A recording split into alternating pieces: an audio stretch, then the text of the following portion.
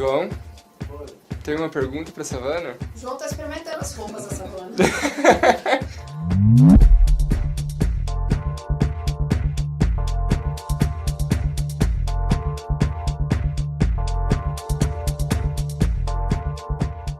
Eu sempre estive envolvida com esse meio têxtil, né?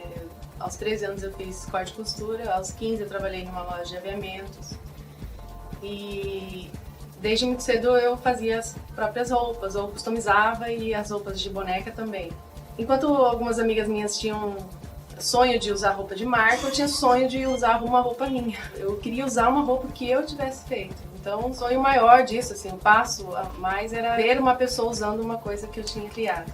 As pessoas que eu conheço falam assim, eu tinha uma avó que costurava, então isso me inspirou. Eu tinha uma tia que... Não, eu não tinha. Eu não tinha contato com vó, minha mãe casou, brigada com a família, então eu não tive esse contato com vó, com tia. Eu não tinha uma avó, uma tia que costurava. O pouco contato que eu tive antes de 13 anos era com revistas, e aí no final tinha aquele curso de desenho ou de corte e costura que você fazia por correspondência. Eu cheguei a fazer esse curso. Você pedia o curso, né, por carta, e aí chegava pra você a régua, a apostila de costura, só que eu não tinha máquina. Então eu fazia tudo que podia fazer com a mão e depois não tinha máquina, não tinha como continuar. Eu pedi o curso pra minha mãe. Eu fiz direito, tenho OAB, trabalhei na área, trabalhei em Tribunal de Justiça, mas nunca gostei de cuidar de problema. Eu tenho um problema em cuidar de problema. Eu gosto de cuidar de sonhos, né? Quando a pessoa imagina que vai, quero vestir uma roupa, eu tento captar aquilo que ela fala, porque eu quero realizar aquele sonho dela. Então isso é trazer também um pouco de designer afetivo na peça.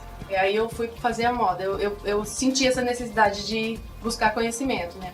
Eu tinha um pequeno ateliê em casa que eu fazia coisas pra mim e pra amigas de faculdade quando eu tava na faculdade até na faculdade de Direito e depois na faculdade de Moda. Quando eu conheci o Espaço Magnólia, que é um espaço coletivo em que as pessoas produziam as peças e iam expor nesse lugar.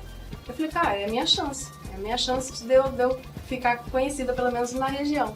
E é um pouco de coragem também. Acho que a primeira, numa feirinha, te dá aquela coragem, cara, eu vou mostrar o meu produto. A primeira vez foi só acessórios de cabelo, umas bolsinhas, depois foi peças de roupa.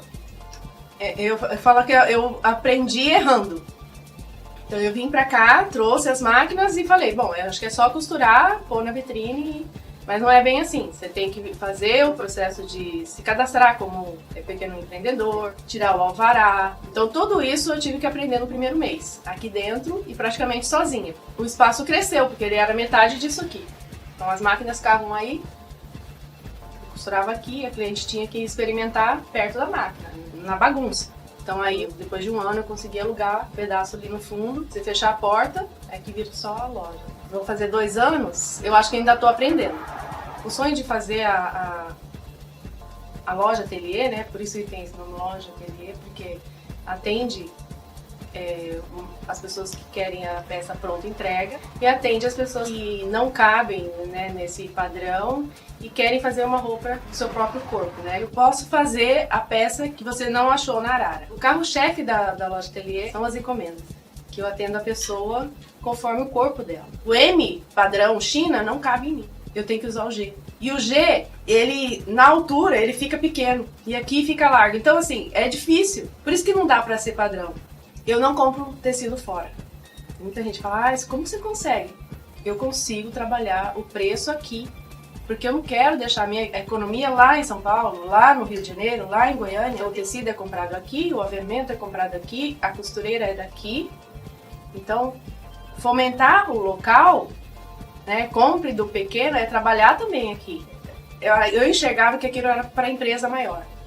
Então, quando eu assistia as palestras do MT Criativo, era para aquele senhorzinho que faz a sua rapadura no fundo da sua casa. Então eu me enxerguei ali. Então quando eu assisti, eu vi que eu falei, cara, é aquela costurinha mesmo que eu fazia em casa, só que cresceu um pouquinho. Então você começa a sentir dentro do processo. não é para aquele empresário que tem uma fábrica de automóvel, é para você que produz a sua peça de lingerie dentro do seu quarto. Então essa diferença é muito grande para quem está começando. É você receber essa bagagem de como você trabalhar o seu produto. E eu acho que o MT Criativo ele incentiva para você ir além. Essa sacola, por exemplo, eu compro ela, mando fazer o carimbo e eu carimbo. Então ela é feita aqui, só não faço a sacola de papel. Isso é bacana. E aí eu vi que eu fazia muita coisa que tinha a ver com a economia criativa. Talvez eu não sei, assim, vou colocar um conceito bonito do que seja economia criativa, né, para ficar uma frase assim, mas eu acho que eu entendi que é isso, é você arregaçar a manga. Se você não sabe fazer, você vai aprender a fazer aquilo.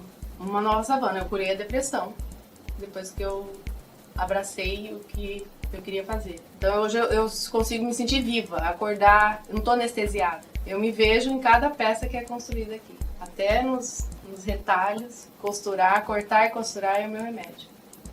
É o que eu tomo todo dia para viver feliz. Quando eu comecei a faculdade, eu ouvi muito... É muito difícil, o mercado de moda em Cuiabá.